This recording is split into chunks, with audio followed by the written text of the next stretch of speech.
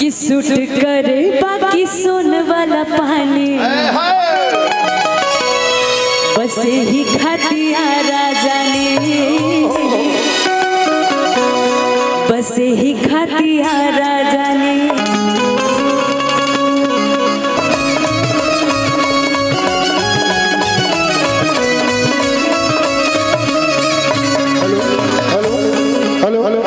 अक्षरा जी, ये माइक आपका है सर, इसको भी बना दिए। तो मैं आपके आने से पहले यहाँ के लोगों को बताया था कि मैंने बहुत आग्रह किया अक्षरा जी से कि आपको आना है। मैं जानता था बिजी शेड्यूल था आपका, आप नहीं आ सकती थी। हम लोगों के साहब यही हैं, जो सामने बैठे हुए हैं, यही MM सिंह साहब है। और इनकी भी जिद थी, इन्होंने ये कहा कि जिद्दी, अगर तुम सचमुच में जिद्दी हो तो अक्षरा को ला दो। मैं चाहता हूँ MM सिंह साहब के लिए एक बार ताली बजनी चाहिए, ऐसे महामानव के लिए। और मैं बता दे रहा हूँ कि पूरे शाहाबाद में एक इनकी हिम्मत हुई जो अक्षरा को यहाँ ला दिए, वरना अभी शाहाबाद में किसी की हिम्मत और औकात नहीं है। अब बात मैं दावे के साथ कह सकता हूँ, ठीक ना। मैं यह भी लोगों को बताया कि हमारे बिहार की बेटी का सम्मान कितना हुआ। जब आमिर खान का इंटरव्यू लेने आप गई थी, मैंने देखा तो निश्चित रूप से मैं कहता हूं हमारी आंखें नम हो गई थी आपके बारे में सोच के कि अक्षरा हमारी कहां तक चली गई। ऐसे अक्षरा के लिए एक बार ताली बजनी चाहिए। और मैं आशीर्वाद देता हूं, आशीर्वाद स्वरूप आप लोग भी ताली बजा दीजिए। मैंने साहब से कहा था कि अक्षरा जी से हमारा 10-12 साल का पुराना संबंध, हम लोगों ने बहुत साथ ट्रेवल किया है। मुझे याद आ रहा है वो हवाई अड्डा भी डिब्रूगढ़ का, याद है ना आपको? ठीक ना, डिब्रूगढ़ से तुरंत छोटे बाबा याद आते हैं। तो मैं चाहता हूँ कि आपकी प्रस्तुति हो, उसके बाद मैं रेस्ट दूंगा, फिर द्वितीय चक्र में आपकी प्रस्तुति होगी, उसके बाद अभी कल्लू आ रहा है। यहाँ पर उपस्थित तमाम खूबसूरत चेहरे को, तमाम अपने लोगों को अक्षरा सिंह की तरफ से हाथ जोड़ के रहो सब लोगन के प्रणाम करतानी, गोड़ छू के गोड़ लागतानी जा। और उपस्थित यहाँ गणमान्य लोगों को भी अक्षरा सिंह की तरफ से प्रणाम है। आज एक अरसे बाद अपने लोगों के बीच आने का एक बार फिर से मौका मिला है। कितना साल पहला? 5 साल पहला, लेकिन लग ही नहीं रहा है कि 5 साल बाद हम अपने घर आए हैं। 3-4 दिन के बाद 3-4 दिन बाद आए हैं, ऐसा लग रहा है ना छोटे बाबा? हमको तो लग रहा है। आपको लग रहा है, पर ये जो रिश्ता है ना वो बहुत गहरा है। और आरा से तो और ज्यादा गहरा रिश्ता है, क्योंकि मेरा ऐसा मानना है कि आज पूरी दुनिया में एक अलग शक्ति, एक ताकत लेके जब मंच पे खड़ी होती हूँ, उसमें आप लोगों ने जो आशीर्वाद और जो ताकत मुझे दी है ना, उसका एक अलग ही अनुभूति है कि आज मैं पूरी दुनिया में हर मंच पे खड़े होके बड़े गर्व के साथ कह सकती हूँ ये हमारे अपने लोगों की ताकत है। भाई एक बार जोरदार ताली अपने लिए बजाइए तो।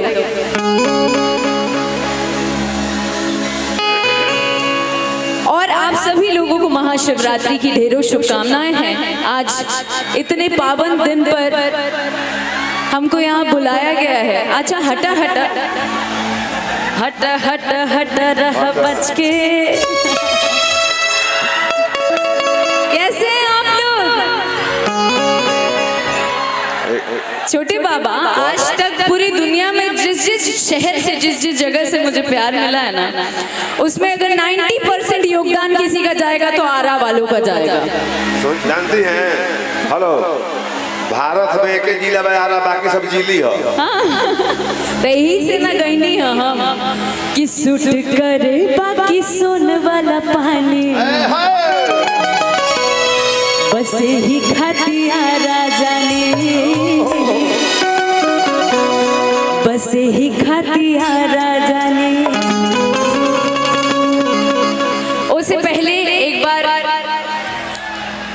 जिस दिन पर हम लोग एकत्रित हुए हैं, एक बार जयकारा तो लगना ही चाहिए। बोलेंगे सांचे दरबार की नमः।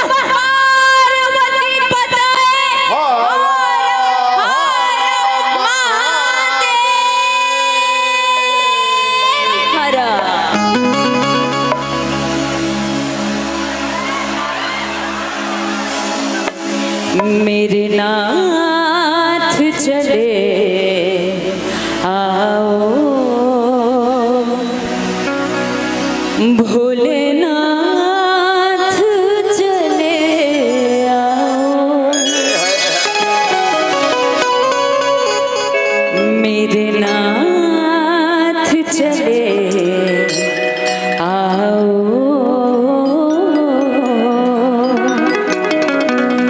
भोलेनाथ चले आओ। किस द्वार पे जाके सिर नाऊं, किस द्वार पे जा गोहराऊं मैं,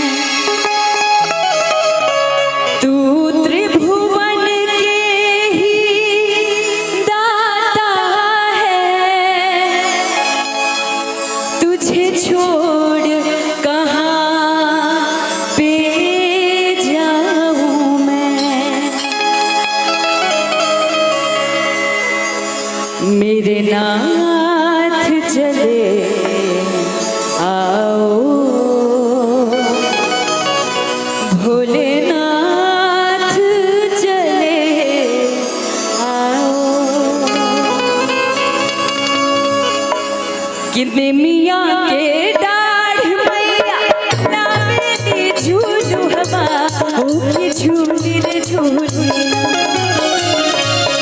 निमिया के डाढ़ मैया लावेली झूलू हवा, हो की झूली रे झूली, हो की झूली रे झूली, की मैया मोरी, की मैया मोरी, की मैया मोरी गावेली, हो की झूली रे झूली, की मैया मोरी गावेली,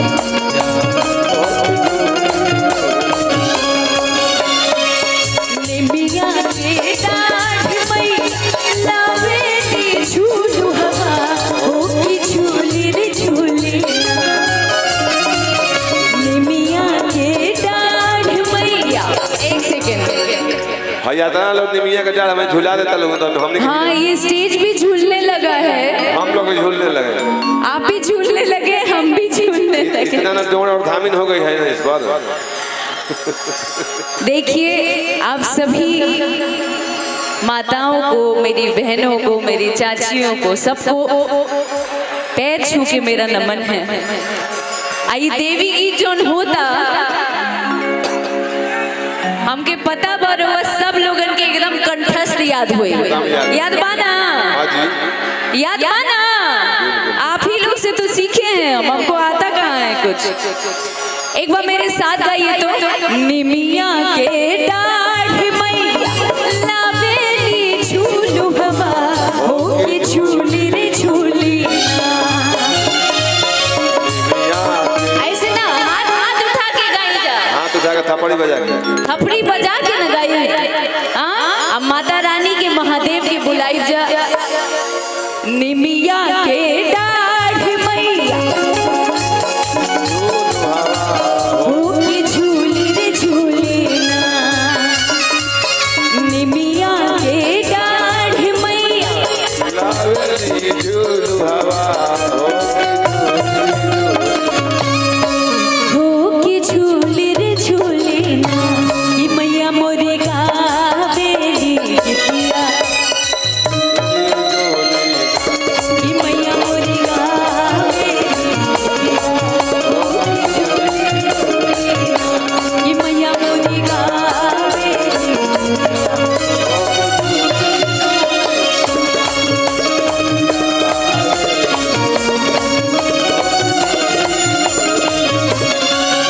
कोई लहरिया रे चढ़ा के गीतिया सो न बताती हो,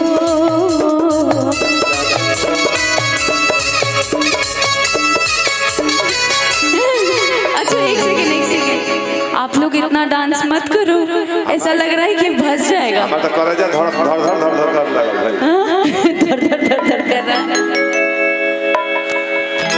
इतना जोर जोर से डांस मत करो, ये भस जाएगा। चुपचाप खड़ा कर भाव देखा बोलो।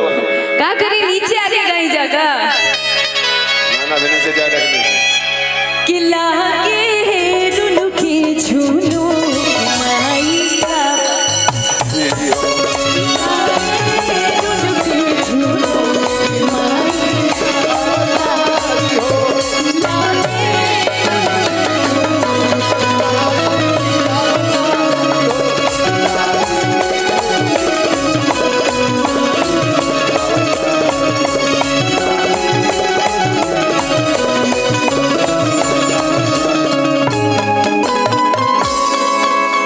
कि कहे